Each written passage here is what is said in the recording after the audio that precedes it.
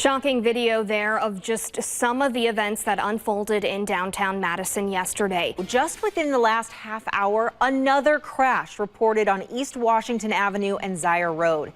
This video captured by NBC15's Gretchen Gerlach just minutes before this newscast started. And this is what the scene looks like right now. We watched the tow truck get that car away just moments ago. Breaking news right now. We are live at the scene near Curry Court and South Sayin Road. As you can see, there are multiple police units on the scene right now.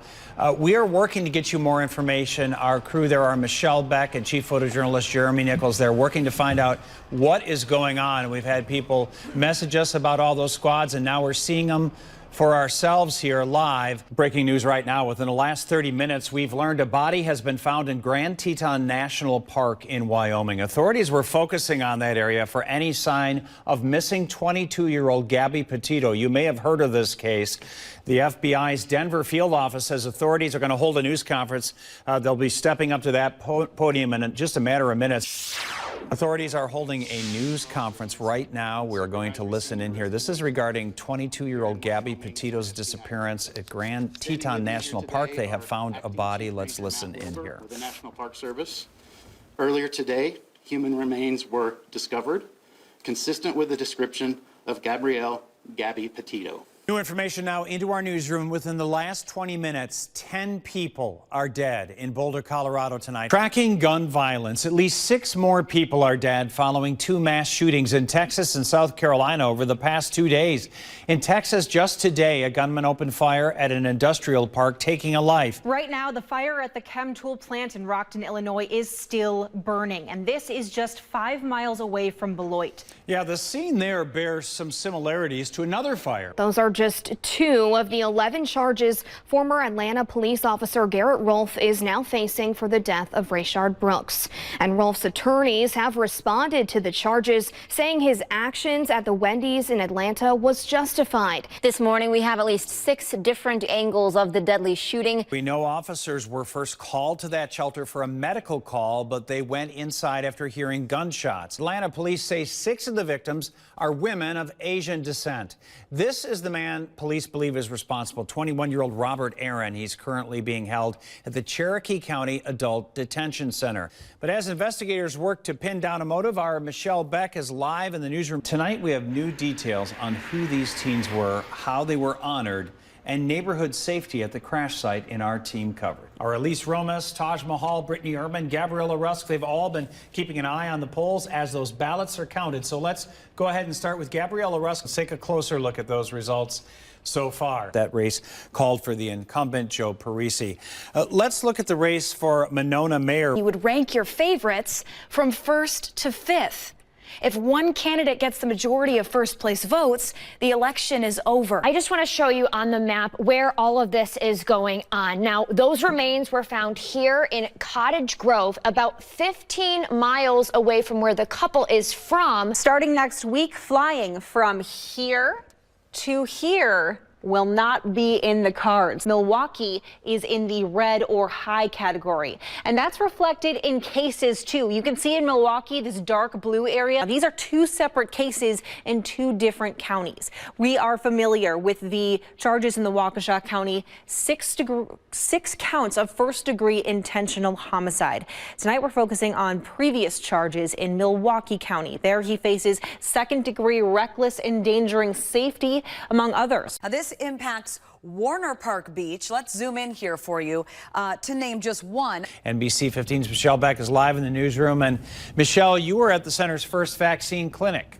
Yeah, John, that clinic was run in partnership with the African American Health Network. NBC15 investigates Elizabeth Wattis joins us now with some new data to back this up and some possible reasons why. Yeah, John, the national numbers are in, and they show Black Friday and Cyber Monday spending was lower this year than last. For years, these agencies have been working to get legislation legislation just like this passed. And that work finally paid off Monday with the governor's signature. NBC15's Colton Molesky joins us now. Colton, we're hearing from the family of Joe Sobel now for the first time. Nearly 150 cases of the Omicron variant of COVID-19 are confirmed in Dane County, and statewide, that number was just 19 yesterday.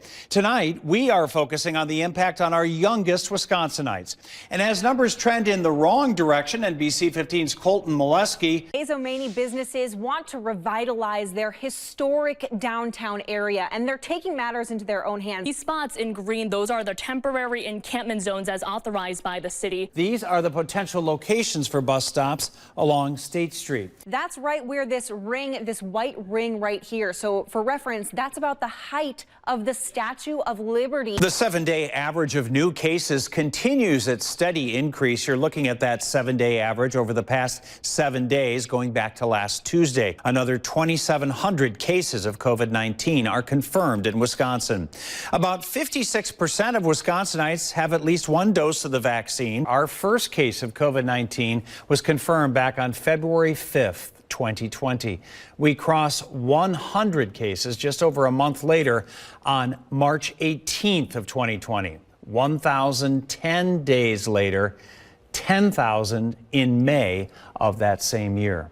Another milestone, 100,000 cases in September of 2020. Then skip ahead a year. January 8th, 2021, we confirm 500,000 cases.